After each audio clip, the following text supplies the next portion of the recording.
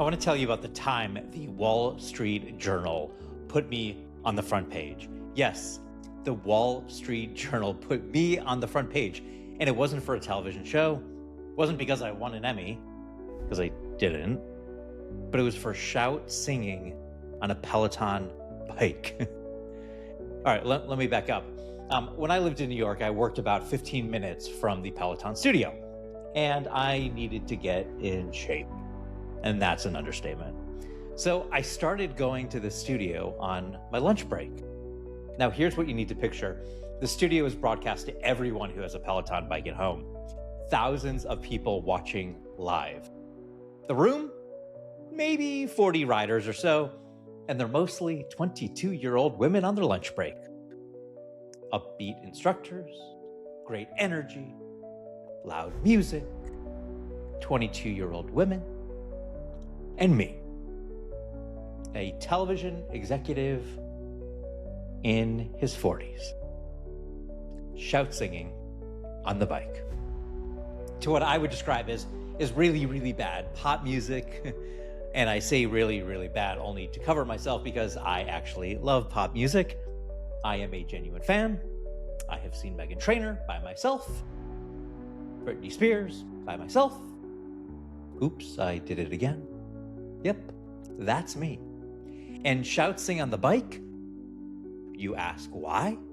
Well, because my inside is going absolutely crazy and I need the outside to match it. So the instructor, they started calling me up by name, not because I was the best cyclist, not because I had the best form, not in the best shape, because I was the most obviously, unapologetically myself in that room. And people started coming to the class to see what I would do. And I wasn't trying to stand out. I was just being myself, and that's enough. Then the Wall Street Journal called because they wanted to write a story, and I said sure, and figured it would be a small digital piece, right? Well, the response when it was published was so big they moved it to the physical paper, the physical newspaper, and not just in the newspaper, but it landed on the front cover of the Wall Street Journal. Front cover. From shout singing to Britney Spears on a Peloton at lunch. And then, Good Morning America called. Yep, they did. Except they could not reach me. And you know why? Because I was literally in the studio taking a ride. So they somehow found my wife. They called my wife, and my wife had to tell Good Morning America, he's on a Peloton bike right now. Seriously, Good Morning America did a full piece on me, and I became known as a Pelebrity, or as the Pelebrity. And here's what I realized standing in the middle of all of this. I didn't try to be famous on Peloton. I know some of you may think differently, but I really didn't. I just showed up. I showed up consistently as myself because I was the only one doing that, and I became unforgettable. Most people spend their careers trying to be the smoothest, most acceptable version of themselves. They sand down the edges, they translate themselves into professional language, they pick the version that will not make anyone uncomfortable. And in doing that, in trying to offend no one, they become memorable to no one. The Wall Street Journal did not put the best cyclist on the front page. Nope. Good Morning America did not call this person with the best form.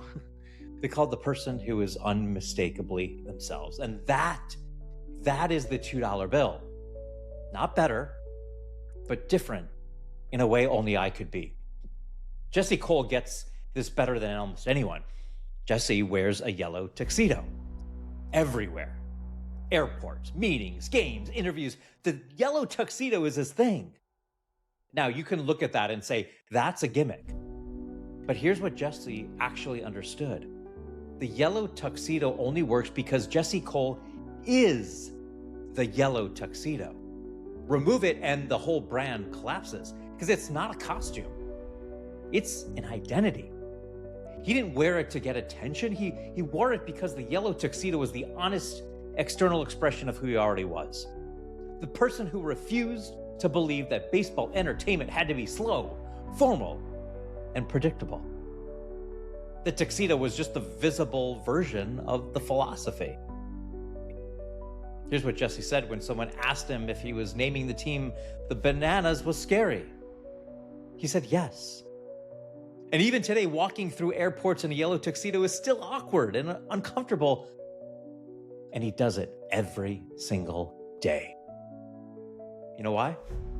Because the alternative costs more. Blending in costs more than the discomfort of being seen. Here's the question I want you to sit with. What is the equivalent of shout singing on your Peloton? What part of yourself, the specific, unusual, hard to explain part, have you been protecting from your professional life? I know you have it.